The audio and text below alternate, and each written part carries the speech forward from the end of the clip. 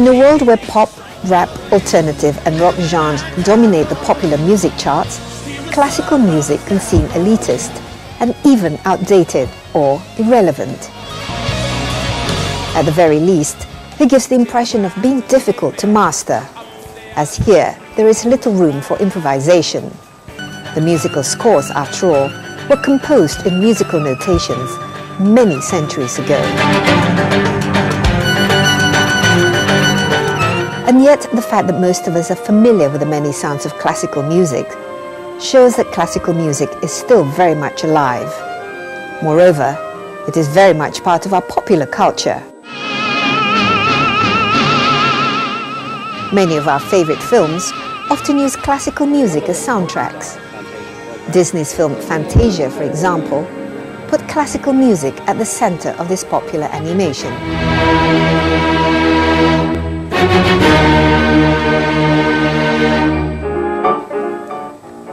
Perhaps the number of musicians trained to play classical music is nowhere near as many as popular musicians, as it requires rigorous training from an early age and a solid musical education.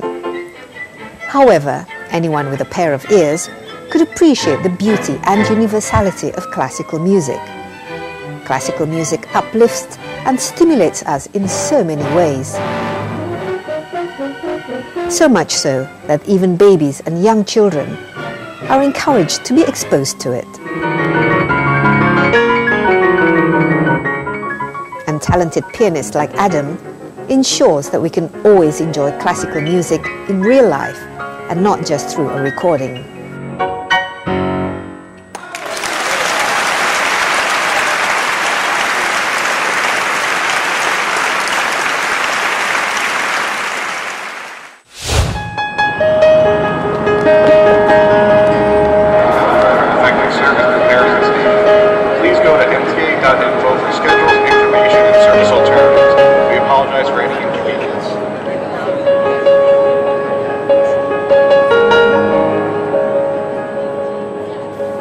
A Day in New York, Ádám's own improvisation, which premiered at Carnegie Hall in 2012, set him apart from other pianists of his generation. Translating and adapting classical repertoire into the modern energy of everyday people.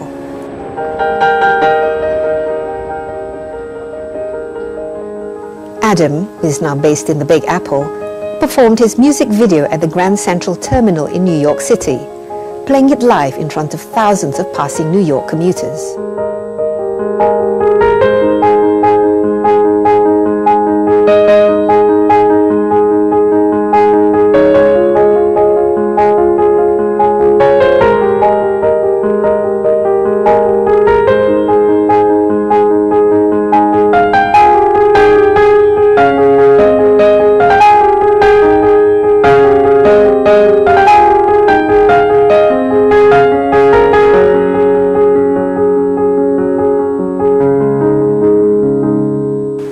We had this amazing experience in New York City. My philosophy is to bring classical music close to people. The most important thing is to have it accessible, to have it available at all times. So I had a crazy idea to bring a piano, a beautiful grand piano, a Steinway piano, to Grand Central Terminal in New York City. So we planned it for months and years, and we got all the permits, and we decided to put a concert at Grand Central Terminal in New York City. I think it was the first time ever there was no classical concert before in these kind of venues, and New York was absolutely turned upside down. We shut down Grand Central Terminal for a couple of shots at night. It was an amazing experience.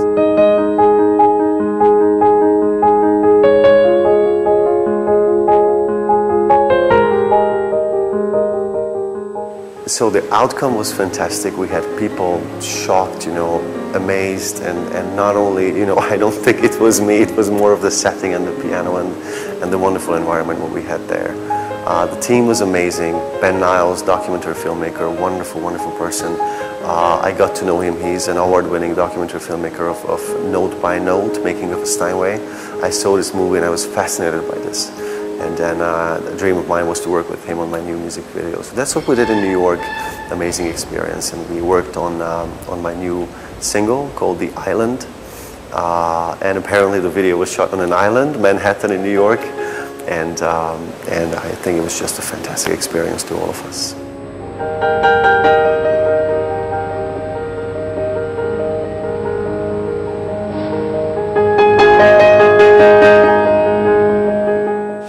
You performed all over the world. I mean, Indonesia is only one of the hundreds of countries that you've appeared in, and for the last 10 years and however many concerts, share with us your most memorable, unforgettable experience. Where and why?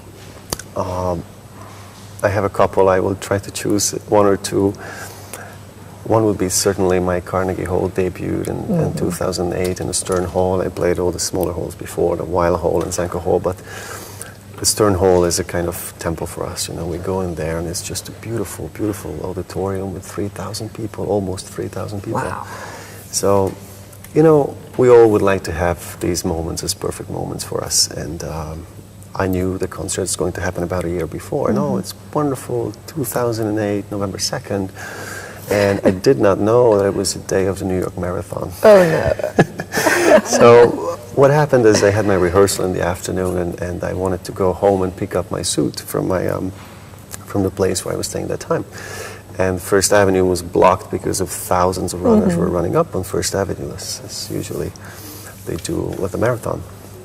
I went to the policeman and I said, "Sir, I would like to get my jacket from the other side of the street. That's my apartment because I play in Carnegie Hall in about an hour."